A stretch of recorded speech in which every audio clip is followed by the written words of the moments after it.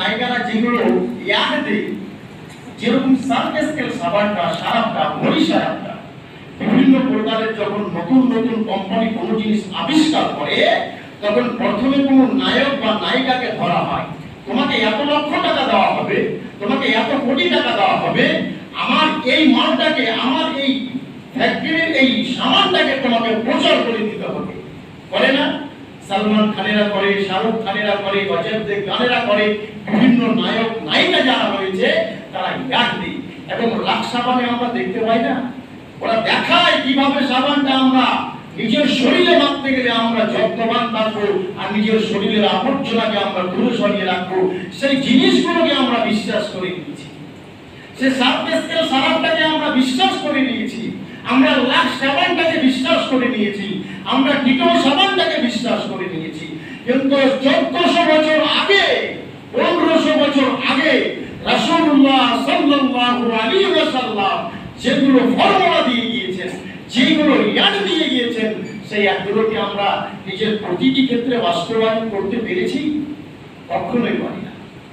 আপনি একটু মিলিয়ে দেখেন, সেই ইয়াদগুলো যদি আমি রাসূলের ইয়াদগুলোকে যদি প্রতিটি ক্ষেত্রে আমরা বাস্তবায়ন করি, তাহলে আমার জীবনটা হবে সাকসেস, আমার পরিবারটা হবে সাকসেস, আমার সন্তান সন্ততিটা হবে সাকসেস। আর যদি না করতে পারি তাহলে কখনোই হবে না।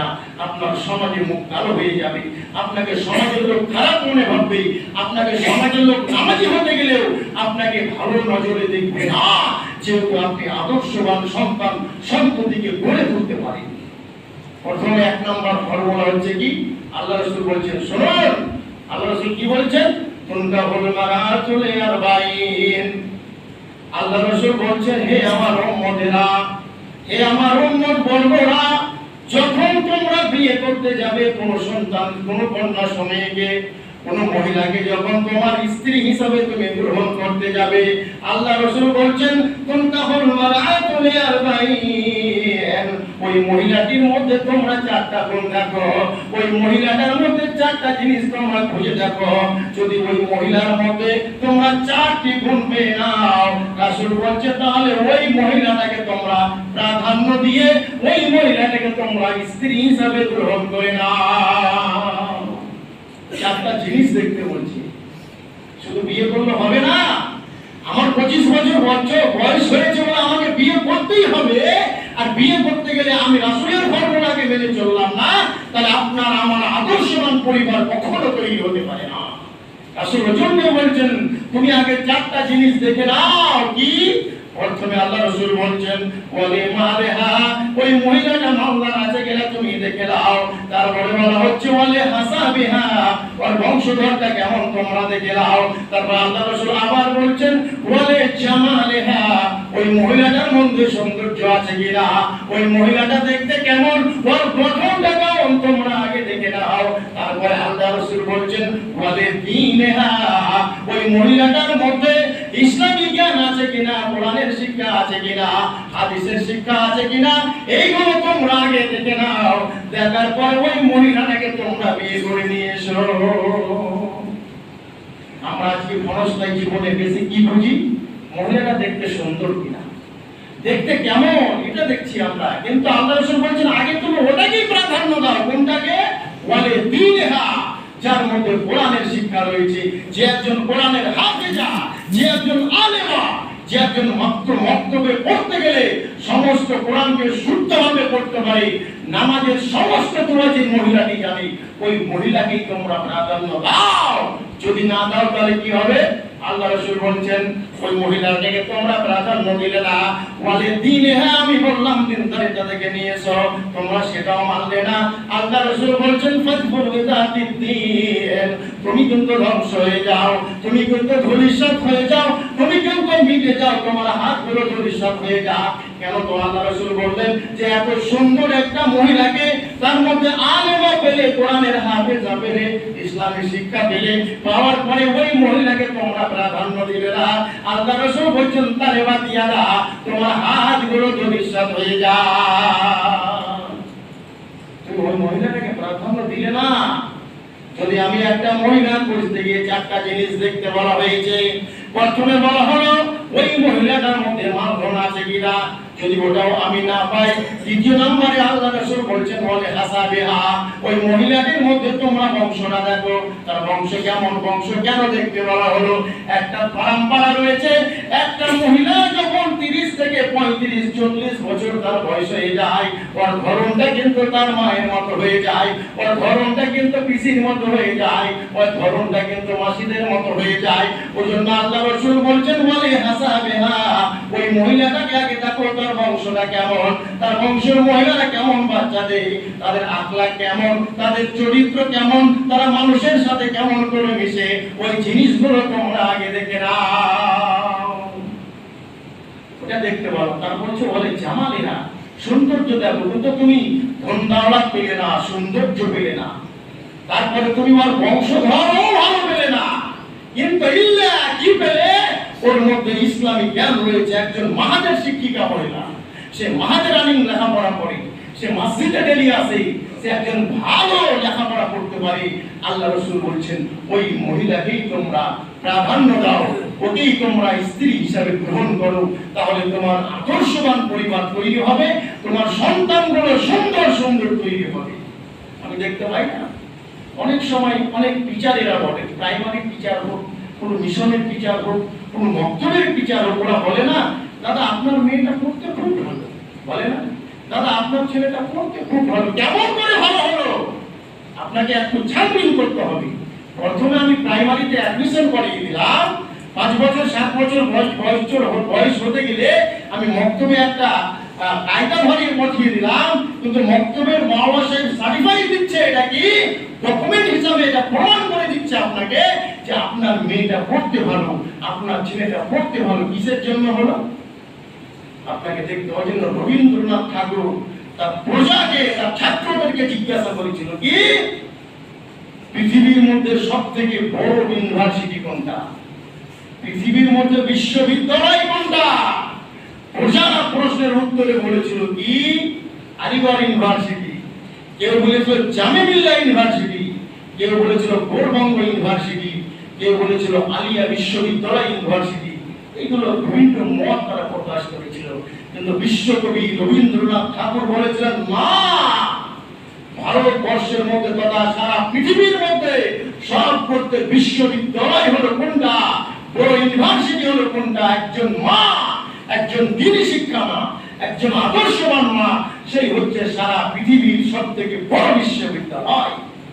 আমরা দেখতে পাই না একটা মা যখন শিক্ষিতা হয়, সে জেনারেল শিক্ষিত হোক না কেন, সে যদি শিক্ষিত মহিলা হয় তাহলে ওই বাচ্চাটাকে ইয়ে থেকে জেড পর্যন্ত শিক্ষা করিয়ে দিই, ওই বাচ্চা থেকে আলিম থেকে বা ইয়া পর্যন্ত শিখিয়ে দেয়, ওয়া থেকে চন্দ্রবিন্দু চাঁদ পর্যন্ত ওই বাচ্চাটাকে শিক্ষা অর্জন করিয়ে দেয়। আর তখন ওই বাচ্চাটা বক্তব্যে আসতে গেলে মাওলানা সাহেব ভেরিফাই করে বলে কি আপনার ছেলেটা পড়তে খুব ভালো, কিন্তু না আপনার ছেলেটা ওই জায়গায় ভালো হলো। আপনারা দেখতে পান না শিক্ষা ঘরে শিক্ষা হয়েছে, এখন এটাই চলছে পৃথিবীতে, শিক্ষা ঘরে শিক্ষা। কিন্তু আমি শিক্ষার মর্মটা বুঝি, যারা শিক্ষা অর্জন না করেছে ওরা শিক্ষার মর্ম বুঝে না। আমি যেহেতু শিক্ষার মর্মটা বুঝি, আমি আমার সন্তানকে কোথায় লেখাপড়া করাবো, আমার সন্তানটাকে লেখাপড়া করাতে গেলে কেমন করে সে সাকসেস হবে, দিনী শিক্ষা অর্জন করাতে গেলে কোন মাদ্রাসায় দিতে হবে, কোন মিশনে দিতে হবে, কোন স্কুলে দিতে হবে। যেহেতু আমি শিক্ষার মর্মটা বুঝি, ওই জন্য আমি আমার সন্তানকে এখানে ওখানে অ্যাডমিশন করাতে যাই। আপনার মধ্যে আমার মধ্যে শিক্ষা নেই, আমি শিক্ষার মর্ম বুঝি না। আমি কোথায় প্রাইমারিতে ভর্তি করলাম, আর আজকে প্রাইমারির যা অবস্থা, কোনো যদি প্রাইমারি টিচার তাকে দুঃখ মনে করবেন না। প্রাইমারির যা অবস্থা, আর গ্রামের যে ম্যানেজিং কমিটি রয়েছে এদের যা অবস্থা, আমরা আজ পর্যন্ত সেই প্রাইমারিতে গিয়ে রেড করলাম না যে বাচ্চাটা কিভাবে সাকসেস হবে। তুমি কি পড়াচ্ছ? একটা বাচ্চা এতদিন প্রায় 2 বছর হয়ে গেল, এখন পর্যন্ত কেন সেই নিজের নামটা লিখতে পারে না? এখন পর্যন্ত কেন ওয়া থেকে চন্দ্রবিন্দু চাঁদ থেকে সে নিজে লিখে দেখাতে পারে না? নিজের অ্যাড্রেসটা কেন লিখতে পারে না? আজ পর্যন্ত আমরা গ্রামের লোক সহ, শুধু আমার গ্রামকে ইন্ডিকেট করে বলছি না, প্রত্যেক গ্রামের একই অবস্থা। প্রত্যেক গ্রামের মানুষ হচ্ছে বোকা লাগা, তারা আজকে শিক্ষাটাকে এমন জায়গায় নিয়ে যেতে চাইছে যে ভবিষ্যতে দেশের অবস্থা খুব অন্ধকারে হয়ে যাচ্ছে। ইসলাম আমাকে দেখা দরকার, আমাকে যে যেখানে বসে শোনা দরকার কি তারা পড়াচ্ছে। আমাদের এটা দায়িত্ব, আমাদের গ্রামের স্কুল আমাদেরকে ফলো করে চলতে হবে। লেখাপড়া হবে না মানে আমরা তো প্রাইমারির ছাত্র, আপনি তো সেই প্রাইমারির ছাত্র, সেই কথাগুলো মনে পড়ে না? আমরা প্রাইমারিতে আসতে গেলে সেই সময় কেমন করে লেখাপড়া হতো? সেই জামায় মিশন ছিল না, সেই জামায় কোনো ছিল না, নার্সারি স্কুলও ছিল না। আমরা প্রাইমারির ছাত্র, তাহলে প্রাইমারির অবস্থা কোথায়? ব্রাদারুল ইসলাম ওই বাচ্চাটাকে সুন্দর করে তুলবে তারা একজন আদর্শবান মা। কে তুলবে? একজন শিক্ষিতা মহিলা। ওই জন্য রাসূল বলেছে, তুমি ডিটল সাবানকে মেনে নিতে পারলে, লাক্স সাবানকে মেনে নিতে পারলে, সার্ফেক্সেল সারাপকে তুমি মেনে নিতে পারলে, কিন্তু আমার ফর্মুলাকে বলা হয়েছে তুমি ফর্মুলাটাকে আজ পর্যন্ত মানতে পারলে না। তুমি কাল কিয়ামতের মাঠে সেই তোমাকে প্রশ্ন করা হবে তোমার সন্তান সম্পর্কে। তুমি সন্তানকে কিভাবে তৈরি করেছিলে, কি শিক্ষা দিয়েছিলে, কোন শিক্ষায় অর্জন করেছিলে? শুধু ইংরেজি শিখিয়েছিলে, না শুধু বেঙ্গলি শিখিয়েছিলে, না খালি ম্যাথ শিক্ষা অর্জন করিয়েছিলে? কি তুমি শিক্ষা অর্জন করিয়েছিলে? আমাকে আপনাকে জিজ্ঞাসা করা হবে। ব্রাদারুল ইসলাম, আমরা এখন রমজান মাস শেষ, এখন সবার মাস, এখন প্রত্যেক মাদ্রাসায় আমাদের ছেলে মেয়েগুলো পড়া অ্যাডমিশন করার চেষ্টা করি, যেখানে দ্বীনি শিক্ষা অর্জন করা হয়। দ্বীনি শিক্ষার সাথে সাথে আমার আপনার মাতৃভাষাগুলো শিক্ষা অর্জন করা হয়। আর ওই মা যদি থাকে, এই শিক্ষাগুলো কিন্তু অর্জন করায়।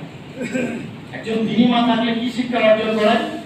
ধরুন আজকে আমরা নার্সারি স্কুলে পড়াই, নার্সারি স্কুলে আমার বাচ্চাকে রাখি, সেখানে ইসলামী শিক্ষার মতো ওই লোকগুলোকে, ওই রাইটারটাকে আমরা ধন্যবাদ জানাই, তারাকে স্যালুট জানাই, যারা আমাদের ইসলাম শিক্ষাটাকে আরো সহজ করে দিচ্ছে। কেমন করে?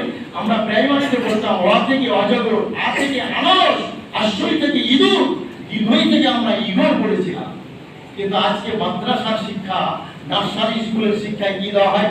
অ থেকে রুজু করো, আ থেকে আল কোরআন আঁকড়ে ধরো, আশ্রয় থেকে ইসলাম চির শান্তি আনে, দীর্ঘই থেকে ঈদের খুশি সবার প্রাণে, এ থেকে এক আল্লাহ শ্রেষ্ঠ মহান, ওই থেকে ওই শিবানী আল কোরআন, ক থেকে কাবায় যেন পানি যেতে, খ থেকে খুরমা কলির দারুণ খেতে। এই শিক্ষাগুলো আমি আমার বাচ্চাকে দিচ্ছি।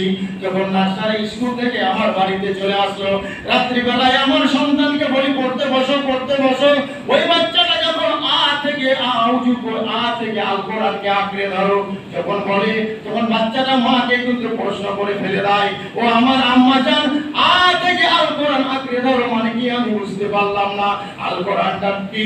ওই জন্য আমার ফর্মুলা, যে 12টি ফর্মুলা রয়েছে একটা সন্তান গঠন করার জন্য, আমি আজকে বলে শেষ করতে পারছি না।